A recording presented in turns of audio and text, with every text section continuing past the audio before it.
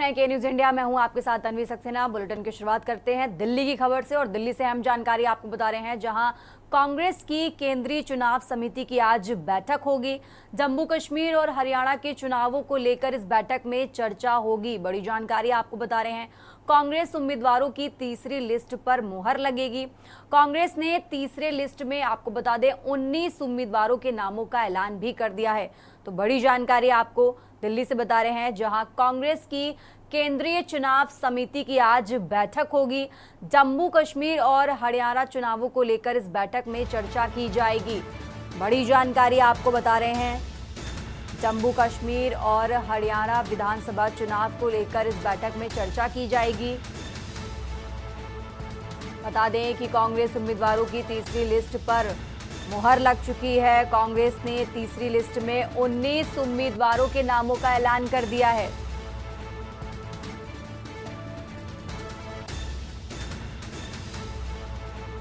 बड़ी जानकारी आपको बता रहे हैं,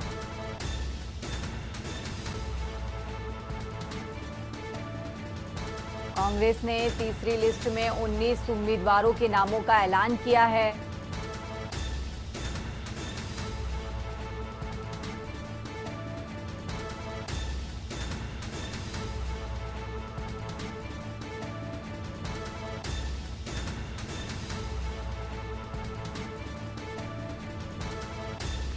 कांग्रेस ने जम्मू कश्मीर विधानसभा चुनाव के लिए अपने उम्मीदवार की तीसरी लिस्ट जारी कर दी है और साथ ही पार्टी ने अपनी तीसरी लिस्ट में 19 उम्मीदवारों के नाम की घोषणा की है। बड़ी जानकारी आपको बता रहे हैं,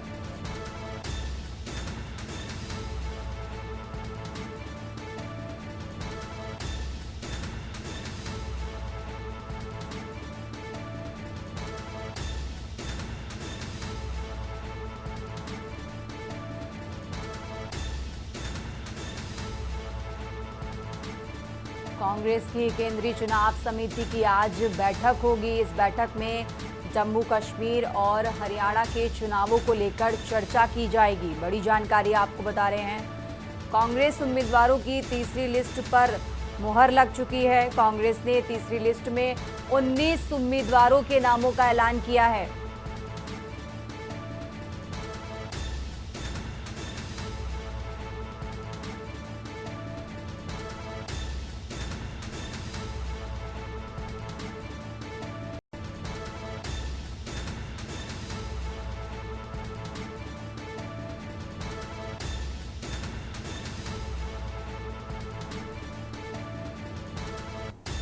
बड़ी जानकारी आपको बता रहे हैं, कांग्रेस ने तीसरी लिस्ट में 19 उम्मीदवारों के नाम का ऐलान कर दिया है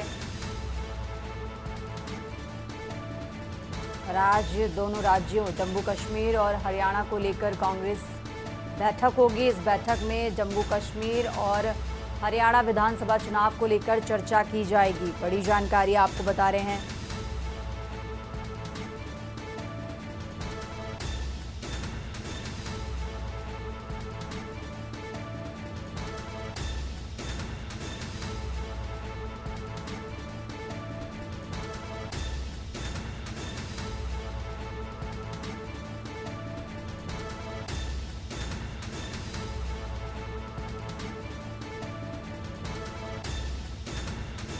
अहम जानकारी आपको बता रहे हैं। बता दें कि जम्मू कश्मीर में 10 साल बाद विधानसभा चुनाव होने जा रहे हैं और कांग्रेस ने 2 लिस्ट पहले ही जारी कर दी थी और अब ये तीसरी लिस्ट कांग्रेस पार्टी की तरफ से जारी की गई है, जिसमें कांग्रेस ने तीसरी लिस्ट में 19 उम्मीदवारों के नामों का ऐलान किया है। बड़ी जानकारी आपको बता रहे हैं, आज कांग्रेस की केंद्रीय चुनाव समिति की बैठक होगी। इस बैठक में जम्मू कश्मीर और हरियाणा के चुनावों को लेकर चर्चा की जाएगी। अहम जानकारी आपको बता रहे हैं, जम्मू कश्मीर और हरियाणा में विधानसभा चुनाव होने हैं। दोनों राज्यों की 90 सीटों पर विधानसभा चुनाव होने हैं। बात अगर हरियाणा की करें तो 5 अक्टूबर को हरियाणा की 90 विधानसभा सीटों पर वोटिंग होगी। वहीं जम्मू कश्मीर की 90 विधानसभा सीटों पर 3 चरणों में मतदान कराए जाएंगे। बढ़ते हैं आगे खबरों में। लखनऊ से अहम जानकारी आपको बता रहे हैं, लखनऊ बार एसोसिएशन चुनाव के लिए काउंटिंग आज 2 साल से ज्यादा वक्त के बाद हुआ था चुनाव। 3800 अधिवक्ता मतदाताओं ने चुनाव में वोट डाला। अध्यक्ष पद के लिए 6, महासचिव के लिए 2 प्रत्याशी। कनिष्ठ कार्यकारिणी के लिए 22 पदों पर हुआ मतदान। लखनऊ से अहम जानकारी आपको बता रहे हैं। 3800 अधिवक्ता मतदाताओं ने चुनाव में डाला वोट। अध्यक्ष पद के लिए 6, महासचिव के लिए 2 प्रत्याशी। कनिष्ठ कार्यकारिणी के लिए 22 पदों पर हुआ मतदान।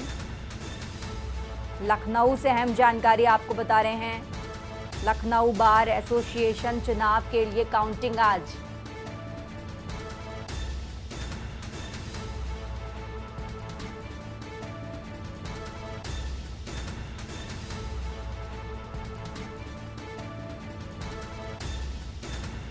अहम जानकारी आपको बता रहे हैं।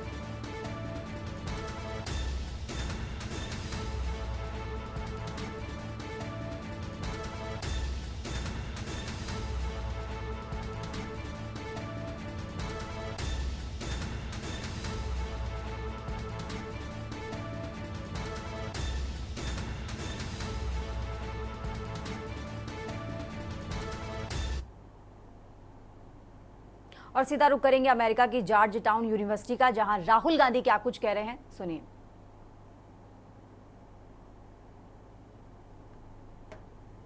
Psychologically, that how is this now happening? Because he's a person, as you know, he was in Gujarat many years, never faced political adversity, then Prime Minister of India, and suddenly this idea started to crack. And we knew when he said that, you know, I speak directly to God, we knew that there had been that we had actually blown him apart, right? And that the psychology had gone. And so people think that, well, this was the Prime Minister sort of saying that, look, I am special, I'm unique, and I talk to God. But that's not how we saw it. Internally, we saw it as a psychological collapse, that, you know, what's happened here? How is this thing not working? And it's not just the Prime Minister, it's deeper than that.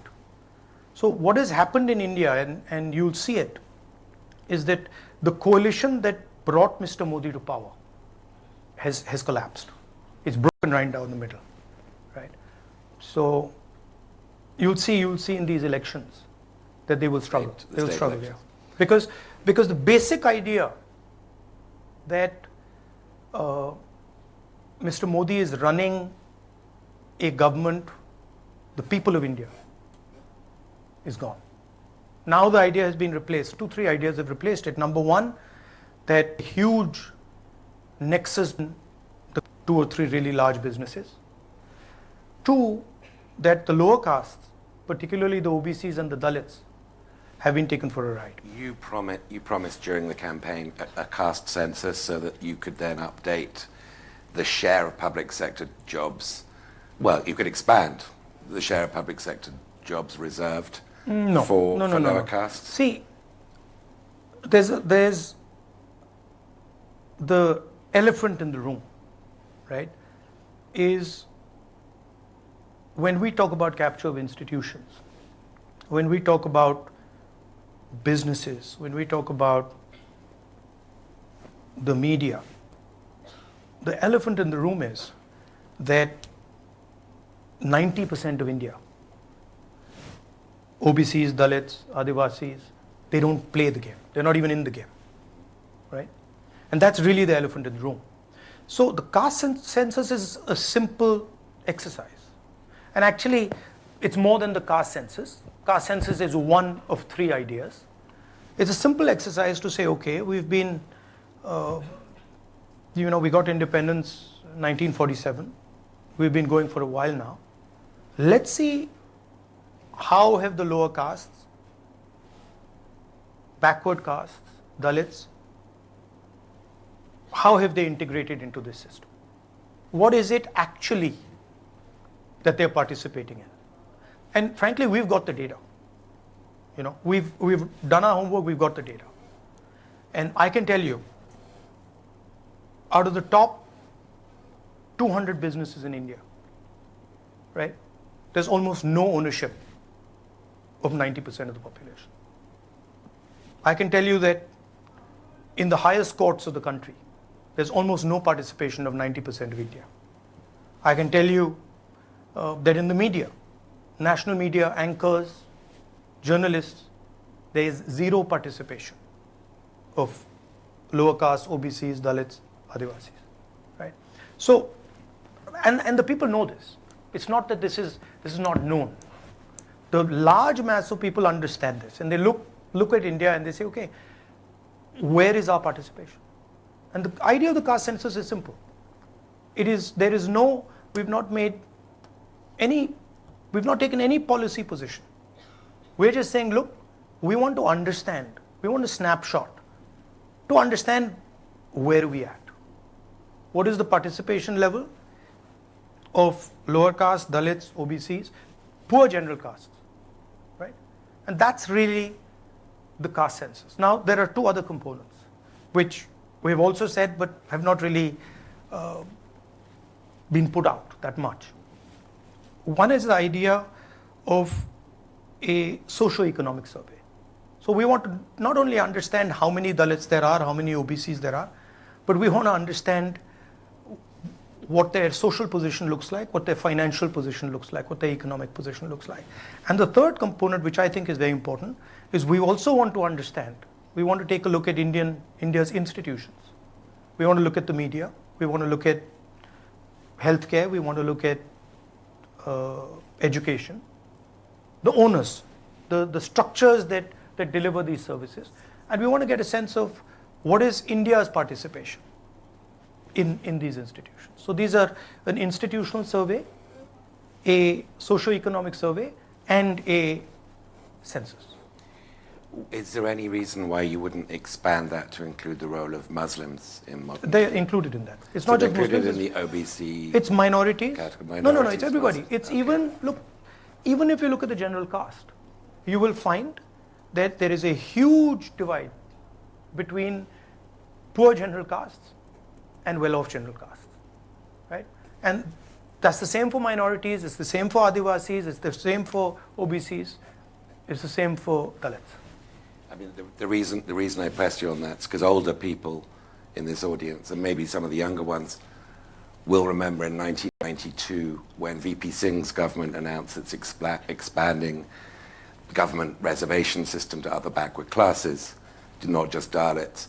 That's when L.K. Advani, the BJP leader, launched his Rath Yatra on Ayodhya, which resulted in the vandalism, the destruction of the Babri Masjid. So there is this sort of chemical interaction between caste and Hindutva reacting against it, mostly upper caste-led Hindutva.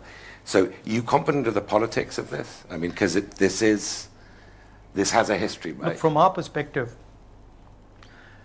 if we talk about a nation that is going to progress, and if we talk about India becoming a modern nation,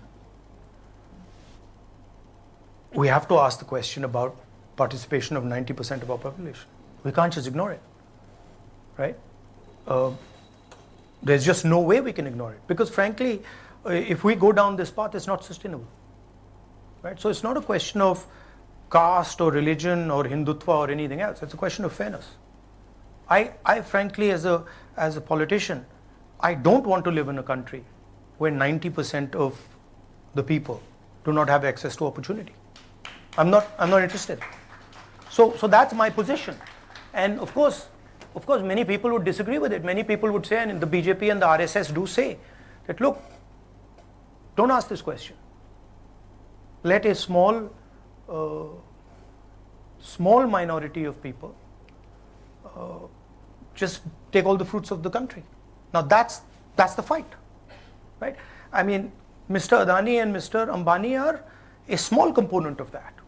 They are a huge component in the business world, but they're a small component if you look at the entire picture. I want to keep an eye on the time because I want to leave at least 20. तो America के George town विश्वविद्यालय में राहुल गांधी ने क्या कुछ कहा वो आपने सुना। यहाँ रुकेंगे एक छोटे से ब्रेक के लिए, जल्द हाजिर होंगे। आप देख रहे हैं के न्यूज खबरों का। ब्रेक से वापस आ गए, रुक करते खबरों का। राजधानी लखनऊ से अहम जानकारी आपको बता रहे हैं, जहां लखनऊ के ट्रांसपोर्ट नगर में बिल्डिंग गिरने का मामला और इसी मामले पर बड़ा अपडेट आपको बता रहे हैं। ट्रांसपोर्ट नगर की गिरी बिल्डिंग जांच में हुए कई बड़े खुलासे। 2 फ्लोर का नक्शा पास कर खड़ी की 3 मंजिल बिल्डिंग, बड़ी जानकारी आपको बता रहे हैं। 7 मीटर ऊंची बिल्डिंग की अनुमति पर बनी 11 मीटर बिल्डिंग। भूतल और प्रथम तल का नक्शा प्राधिकरण से हुआ था पास। अवैध निर्माण कर बनाई गई थी 3 मंजिला बिल्डिंग। बड़ा अपडेट आपको बता रहे हैं, पीडब्ल्यू की जांच में बिल्डिंग के कॉलम मिले कमजोर। बड़ी जानकारी आपको बता रहे हैं, लोड के हिसाब से बिल्डिंग के कॉलम कमजोर पाए गए। बिल्डिंग की जांच में बिल्डिंग के कॉलम कमजोर पाए गए हैं। बड़ी जानकारी आपको बता रहे हैं, जहां लखनऊ के ट्रांसपोर्ट नगर में बिल्डिंग ढहने का मामला और इसी मामले पर बड़ा अपडेट आपको बता रहे हैं। बिल्डिंग के कॉलम कमजोर पाए गए हैं। स्ट्रक्चर डिजाइन में गड़बड़ी, मुख्यमंत्री योगी के निर्देश पर जांच टीम कर रही और इसी पर बड़ा अपडेट सामने आया है। ट्रांसपोर्ट नगर में बिल्डिंग गिरने का मामला और इसी मामले से जुड़ा बड़ा अपडेट आपको बता रहे हैं। जांच में कई बड़े खुलासे पाए गए हैं।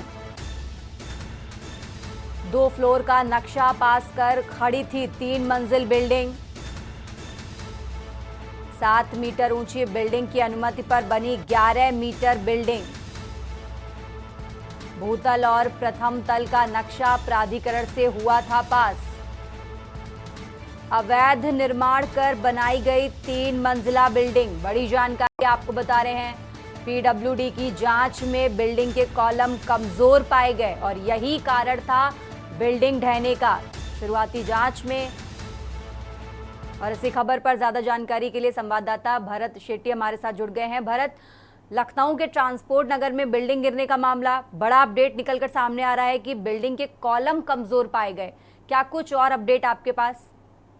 और देखिए, बिल्डिंग गिरी थी तो 8 लोगों की मौत हुई थी। उत्तर प्रदेश के मुख्यमंत्री योगी आदित्यनाथ ने पूरे मामले का संज्ञान लिया था और एक मुख्यमंत्री योगी आदित्यनाथ टीम गठित की थी जिससे पूरी जांच उनको देनी थी, मुख्यमंत्री योगी आदित्यनाथ के सामने रखनी थी।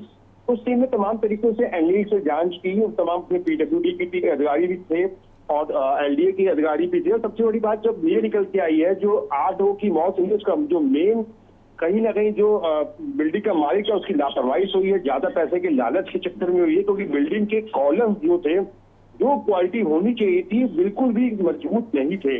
और साथ ही जो स्ट्रक्चर तैयार किया गया था वो भी मानक के अनुकूल नहीं था। साथ ही साथ सबसे बड़ी बात ये भी निकल के आई है कि जब ये बिल्डिंग का एलडीए में नक्शा पास करवाया गया तो ये बिल्डिंग का नक्शा सिर्फ 2 माले का था, लेकिन उसके बावजूद उसने ज्यादा पैसे के चक्कर में, लालच के चक्कर में 3 फ्लोर बना के उस तीनों फ्लोर को किराए पर दे दिया और उसके बाद एक बड़ा हादसा हो गया। कहीं ना कहीं एक एलडीए की भी लापरवाही सामने है, क्योंकि जब नक्शा पास करवाया गया तो उसके बावजूद वो 2 मंजिल से तीसरी मंजिल कैसे बन गया।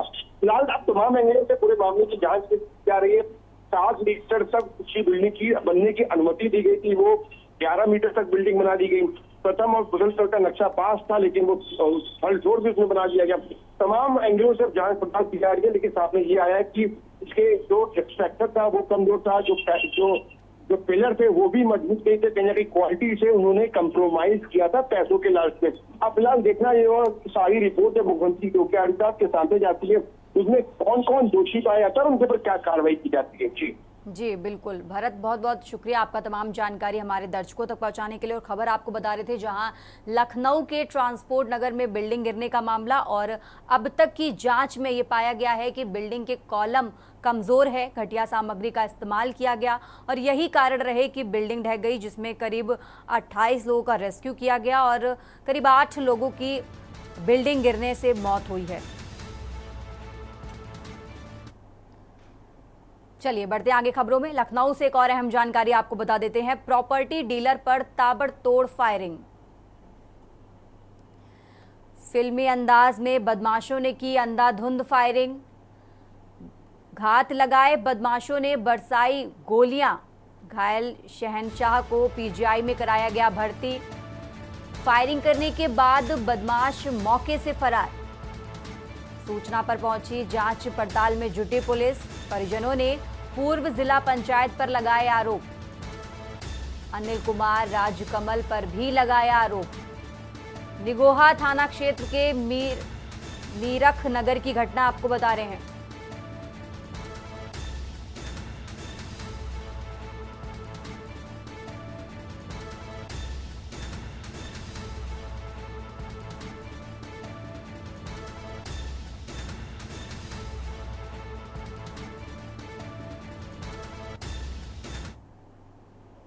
अंदर थे और ये हमारे हस्बैंड है, तो ये अपने ऑफिस से आए थे। ऑफिस से आने के बाद जैसे कि गाड़ी खोल के बाहर निकले तो गोली ही चली सीने के पास। एक गोली सीने के पास लगी और 2 गोली पीछे लग के आर पार हो गई है। और पीछे से कोई मारा। आगे से जब मैं बाहर आई थी हाथ दे के चिल्ला रहे थे। कितने लोग थे? काहे से आए थे? ये नहीं देखे हम, कम से कम 8-9 लोग वहाँ पे थे। किस चीज से आए थे? ये नहीं देखे हैं। अच्छा, क्या पुरानी कोई रंजिश थी आपके हस्बैंड से जिसके जी, चलते ये सब गोली हम नहीं चली जानते है? हैं, हम इन सब चीजें नहीं जानते हैं। फिलहाल अभी जो आपके हस्बैंड है उनकी तबीयत डॉक्टर जो देख रहे हैं, तो उन्होंने क्या बताया? पुलिस से आपकी बात हुई? पुलिस ने कुछ हाँ, आपको हुई है बात क्या हुई है पुलिस से, खतरे से बाहर है। मुझे ये जानकारी नहीं। और जब ये हम 11:15 के आसपास हम घर गए, माँ के पास बैठे थे, इसका यही टाइम है आने। 11 साढ़े 11 बजे डेली आता है काम से अपने। उसके बाद में जो है हम चले गए खाना खाने। खाना खा के जैसे ही घर पे मतलब लेट गए थे, तब तक जो है करीब वो 11:50 हो गया। तो अम्मा को तुरंत फोन आया कि शहनशाह को जो है किसी ने 3 गोली मार दी, भैया रोते हुए चिल्लाते हुए मेरे पास जो है फ़ोन किया। तो हम आए और आने के बाद तुरंत जो है गाड़ी स्टार्ट किया।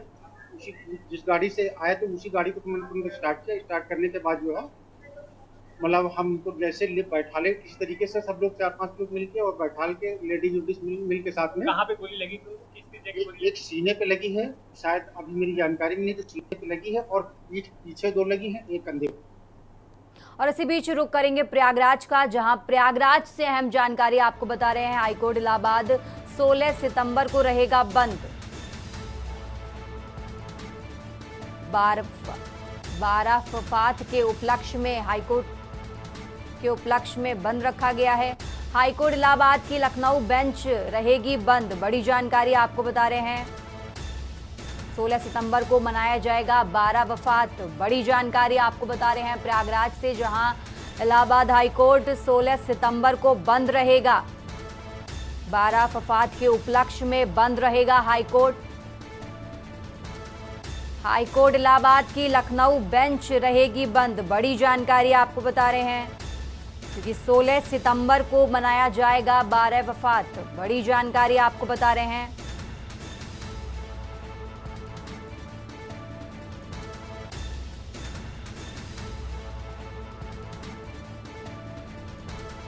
प्रयागराज से अहम जानकारी आपको बता रहे हैं। हाईकोर्ट इलाहाबाद की लखनऊ बेंच रहेगी बंद।